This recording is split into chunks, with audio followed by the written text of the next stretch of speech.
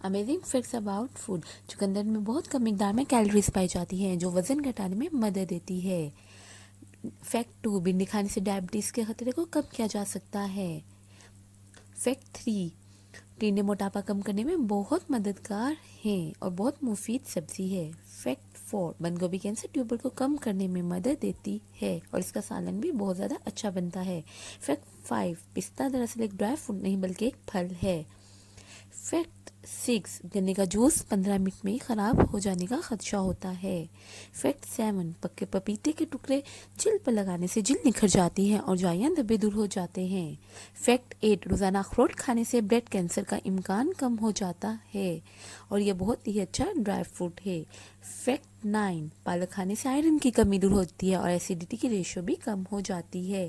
Fact 10, diabetes के patient के लिए अमरूद बहुत ही मुफीद है। ये डायबिटीज़ को कंट्रोल करने में